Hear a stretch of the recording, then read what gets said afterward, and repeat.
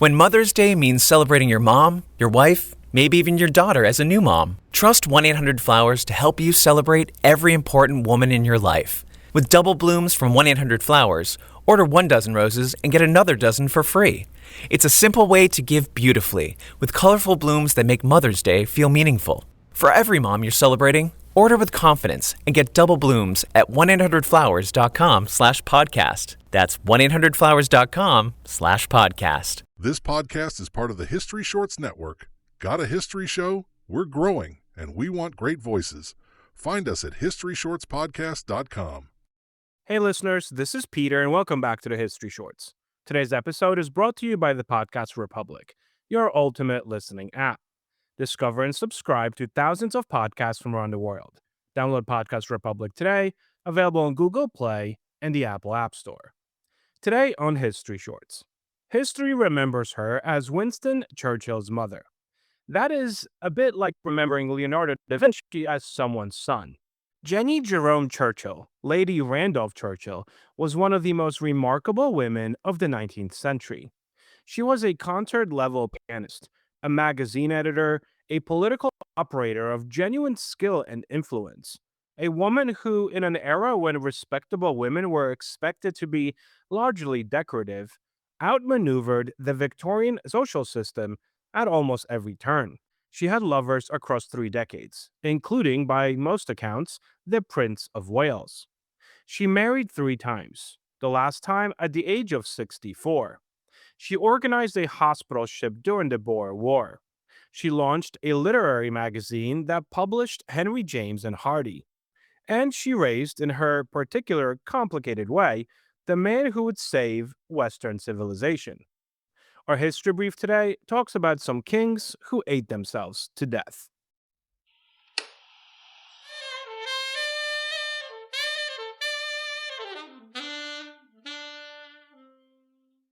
A quick word from our sponsors. $30 concert tickets, all your favorite artists. It's Summer of Live, presented by Live Nation. $30 tickets to over 4,000 shows throughout the year. Your chance to see Kesha, Kid Cudi, Luke Bryan, MGK, the Pussycat Dolls, and so many more. Make it a summer of live music. On sale for 1 week only, April 29th through May 5th. Go to livenation.com/summeroflive. This day in history. On May 5, 1862, Mexican forces defeated a larger French army at the Battle of Puebla, a victory now celebrated annually as Cinco de Mayo. On May 5, 1961, astronaut Alan Shepard became the first American in space, completing a suborbital flight aboard Freedom 7.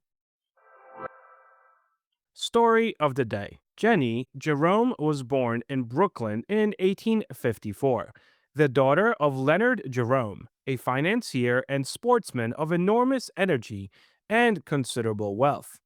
Leonard Jerome was the kind of man the Gilded Age produced in abundance.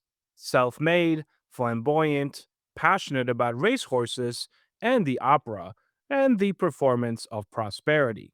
He built the first private racetrack in America. He co-founded the American Jockey Club.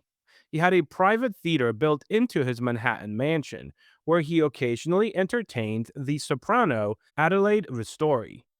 His wife Clara took their 3 daughters, Clarita, Jennie, and Leonie, to Europe, where the social ceilings were higher and an American fortune could buy entry into rooms close to it at home. Jennie Jerome arrived in Paris at 15, studied piano at the Paris Conservatory, and became, by every account, a genuinely accomplished musician. She arrived in London society in 1873 at a regatta on the Isle of Wight. She was 19 years old. Lord Randolph Churchill was 22. They met on a Tuesday. They were engaged by Thursday. Lord Randolph Churchill was the 3rd son of Duke of Marlborough, charming, erratic, politically brilliant in bursts, and constitutionally unsuited to the steadiness that sustained careers required. His family was not thrilled about the match.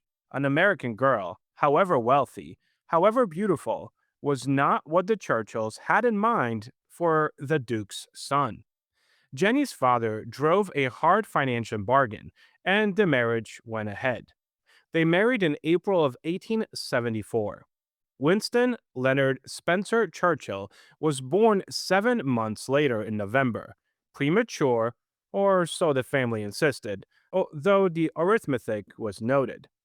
The marriage was, for a time, a genuine partnership. Lord Randolph's political career rose through the late 1870s and 1880s. He became the Chancellor of Exchequer, a potential future Prime Minister, and one of the most talked about politicians in Britain. Jennie, however, was not a passive ornament in that rise. She campaigned for her husband, hosted for him, worked his social networks with a skill and energy that contemporaries consistently noted. She was received at court. She was celebrated in society. She was, by multiple accounts, one of the most magnetic presences in a London that was not short of magnetic presences. She was also, throughout this period, conducting a life of considerable romantic complexity. The Prince of Wales, the future Edward VII, was among those who found her company quite compelling. Randolph, for his part, appears to have been largely indifferent to his wife's private life, for reasons historians have debated ever since. Lord Randolph's political career collapsed as suddenly as it had risen. In a catastrophic miscalculation in 1886, he resigned as Chancellor in a budget dispute, expecting the resignation to give him some leverage. The Prime Minister, Lord Salisbury, accepted it, however, without hesitation. Randolph never held office again. His health deteriorated promptly, the cause almost certainly syphilis, though the family maintained other explanations. By the early 1890s, he was visibly declining. He died in January of 1895 at the age of just 45. Jennie was 40. She was now a widow. She was also, to all practical purposes, free. What Jennie Jerome Churchill did with that freedom is the part of the story that history most consistently ignores. She threw herself into work. In 1899, she founded and edited the Anglo-Saxon Review, a literary quarterly of genuine ambition, published in 10 volumes, bound to resemble rare books, featuring original contributions from Henry James, Rodin, and other significant figures of the era.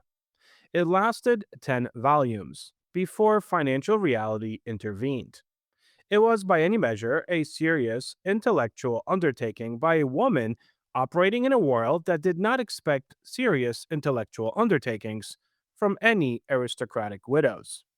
When the Boer War broke out in 1899, she organized and helped fund a hospital ship, the Maine, that sailed to South Africa to treat the wounded. She lobbied governments, raised money, and managed the logistics of a floating medical facility at the age of 45. Winston, who was in South Africa as a war correspondent, visited this ship. She married again in 1900. George Cornwallis West was 26 years old. Jennie was 46. He was, by most accounts, charming and unreliable. The marriage lasted 11 years before ending in divorce, relatively scandalous for the era, handled by Jennie with the same brisk practicality that she brought to everything else. She married a third time in 1918. Montague Porch was 3 years younger than her son Winston. She was 64. She wore a short skirt to the wedding, and the press was appalled. Jennie, as far as the historical record suggests, did not particularly care. Her relationship with Winston was the great complicated thread running through all of this. She was not, by the standards of Victorian motherhood, or any other for that matter, a conventionally attentive parent. Winston spent most of his childhood at boarding school, writing her letters of heartbreaking longing that she often did not answer for weeks. He adored her with a fervor that the distance between them seemed only to intensify. She, for her part, was generally proud of Winston, and generally useful to him in ways that went beyond maternal affection. She lobbied military commanders to get him postings. She used her social connections to advance his early political career. She helped secure the publication of his early books. She was less a nurturing mother than a powerful ally, and Winston, who understood power better than most, valued that alliance accordingly. When he described her in his memoirs, he called her a fairy princess. He meant it as a highest possible praise. Jennie Jerome Churchill died in June of 1921 at the age of 67. Not of old age, but of a fall, an infection, and an amputation that came too late. She had fallen down a flight of stairs wearing a new pair of high heeled shoes. She had bought them in Italy. She had never stopped moving.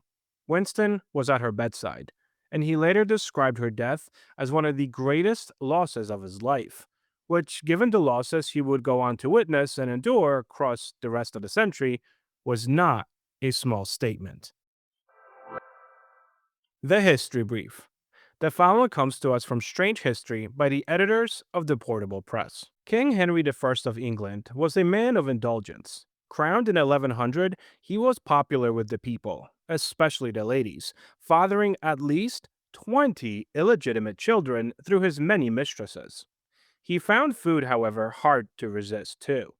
Even though his doctors warned him not to consume one of his favorite foods, sea lampreys, which can be exotic if they're not cleaned properly, the king wolfed down a large meal of the fatty fish one evening in 1135. The result? He got food poisoning and died. Now, the next king on our list, and the last one, King Adolf Frederick, who ruled over Sweden in the 18th century, is known today as the king who ate himself to death. On February 12th, 1771, Frederick devoured a feast fit for a dozen kings, multiple helpings of lobster, caviar, sauerkraut, cabbage soup, smoked herring, and champagne. Frederick may have survived dinner, but his intestines couldn't take what he ate for dessert. 14 servings of semla, a bun filled with hot milk and marzipan, a rich mixture of sugar and ground almonds. He died a very painful death. Thank you so much for spending some time with me today and helping make this little show such a mighty success. If you are enjoying this show and would like to help with its production, you can always donate a few dollars at buymeacoffee.com or become a Patreon member to enjoy these episodes ad-free. Both of those links can be found on our website at www.historyshortspodcast.com. And don't forget to check out our new YouTube channel where we have different series that are not part of this feed. Have a great rest of your day, and I will talk to you all again tomorrow.